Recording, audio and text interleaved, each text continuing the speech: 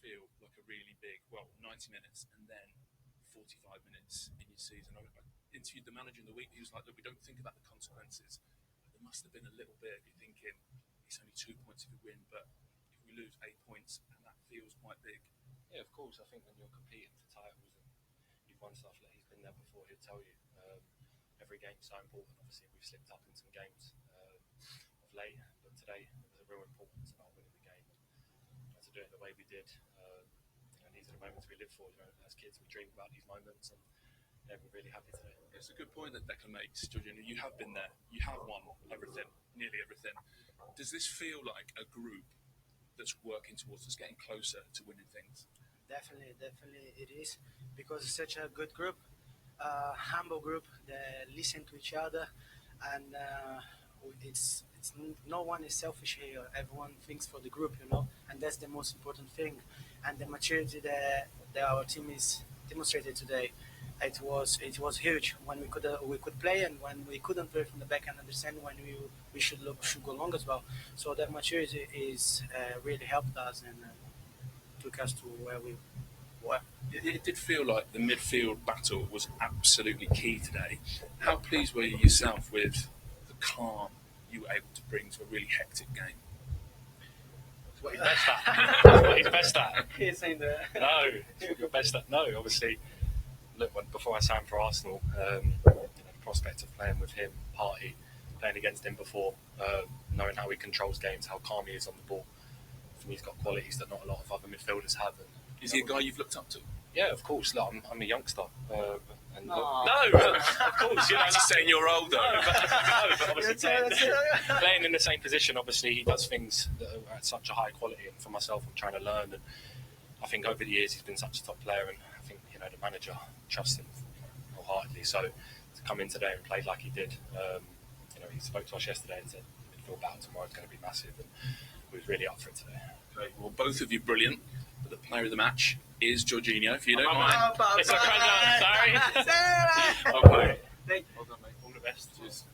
They might share it. They might share it. A lot of love in that room. A lot of love right now in the Arsenal dressing room as well, I think. It is a huge swing in their favour. Any dispute that they deserve that today? Not at all.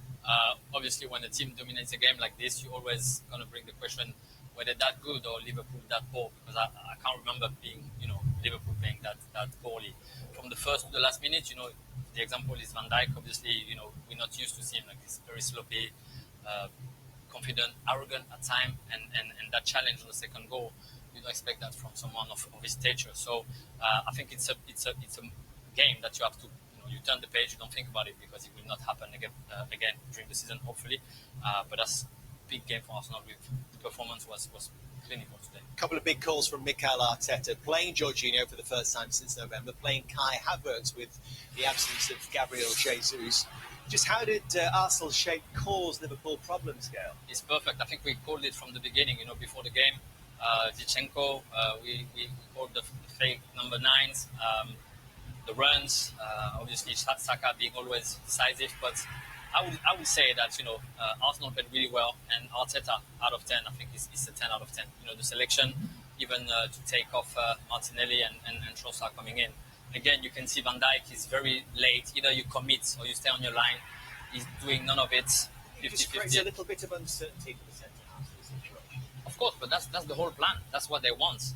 Playing without a number 9, this is what they want. So when you see the formation and the system that Arsenal is using, as a centre-back, you need to feel that. You need to either go for it and you commit and you go and challenge the ball, or you stay on your line. Well, he's obviously got that wrong, hasn't he? If you're going to go, you got to get some sort of contact on the ball or make a tackle. But he ends up in no man's land. I think this is really poor defending, experienced player, just selling himself like that. But if I think you've got to drop back a little. Yes, but if you see on the 3 goals, you cannot say that he's... Just keeps himself on side. Just need to point that out because of Konate being the last man here, even though Saka is ahead of Kai Havertz when he's striking. Obviously we can see there, and obviously he's good player, following up the play, and he gets his reward. In terms of the intensity from the first whistle to the last from Liverpool, in possession and without, I can't believe we're back to one. Again, credit to Arsenal, they turned up, and we're at it. Liverpool defensively, the goals they gave away, uptake defending. Well, it was arguably team defending from Arsenal just before half-time. Did that feel like a real lifeline at that stage, Jamie? Oh, for yeah. Liverpool? I mean, Liverpool were so fortunate to go in at 1-1. The two best chances they had in the first half came from long balls. Early on, Van Dijk almost put Jota in, and then a minute before half-time. I mean, brilliant from Diaz, but again, we'll get to Van Dijk's mistake. You're looking at defenders, Saliba and Van Dijk, they're so powerful, so strong, but they're obsessed with using the body. Just deal with it. You know, and listen, it gives Liverpool a lifeline, and Jorginho mentioned going in at half-time. I thought it didn't affect them too much, but it would have been a bit of a hammer blow for them. A little bit unfortunate, of course, when it comes off Gabriel, it'll go down on the record books, an own goal from him, but it's his mate who's made the mistake instead of just dealing with the situation. But, I mean, Liverpool didn't deserve to go in level. But it did feel like they started the second half on the front foot, certainly better than they ended the first half. So can you explain to us what happens with what just looks like a pretty routine ball from the back? I think it's the mistake that, you know, a really big mistake that you probably make once a season, and it's just happened. Van Dijk just got to head that. And then it's that thing again about using your body, trying to let it go through to the goalkeeper. Yes, can the goalkeeper do better? Van Dijk's just got to head it. Don't complicate it. Don't let it bounce. I mean, we're talking schoolboy stuff here. We really are. He's just got to head that back to Canate. Does the nudge put him off? Well, he's not letting it bounce. Listen, Dickman, yeah, it nudges him slightly into the goalkeeper, which I then think puts Alisson off slightly. Well, Martinelli's well within his right to knock them, try and clash them together, and that's always got a chance of happening if you let a ball bounce. As I said, this is not about playing at the top level. That's something that you learn at the bottom level of football. As a defender, just deal with it. But listen, the two of them have been fantastic, not just for Liverpool for 4 or 5 years this season. I think that's why Liverpool are back where they are, is because of the performances of those two, especially. But as I said, that was a howl. Is there any question it's a foul? No, I don't think so. But again, there's lessons in fairness to Martinelli. You chase, you make a good ball out of it back. You chase it, you hunt him down, you made it awkward. But again, I think defenders are complicating the game now. I think just head that ball. It really is straightforward. Then when defender, it's been like that from the start of the game. Again, when it wants some of us passing. I know we like players being kind of laid back and casual. I don't. I think they switch on, smell the danger, just head the ball. How many times you said the half? Just head the thing. He's a big, strong boy. Is it the biggest surprise because of who we're talking about here? We're talking about two of the very best we've seen in their positions in the Premier League. Yeah, and also, you know, if you take the 3 goals conceded, you can't really say that he made a proper mistake. But on the 3 goals, he's always there and about. So it's just one of those games, like Jamie said, you make the mistake once in a season, and then you turn the page and it's finished. But on a big game like this, you expect those players to perform. He didn't, and that's what we're talking about. Yeah, Van Dijk's been involved in all 3 goals. He's made poor decisions, basically. On the first one, he stepped in and he should have just stayed where he was. On that goal, he should just head it. And on the third goal, he's got to come across. Let's have a look at that, then. Yeah, I mean, Kanate's gone off.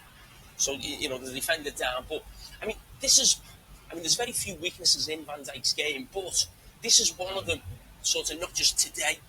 He has a tendency to hold his position in situations like that rather than getting across. And he almost says to the player, go on, have a cross, have a shot. I mean, I go back to probably a few years with the Champions League final against Real Madrid, where he gets dragged out to the other side and he just let the fella cross it.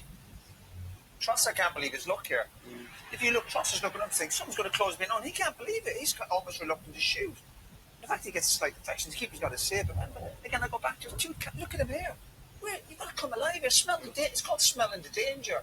And it's almost, am I too good to kind of dive in or make a lunge at?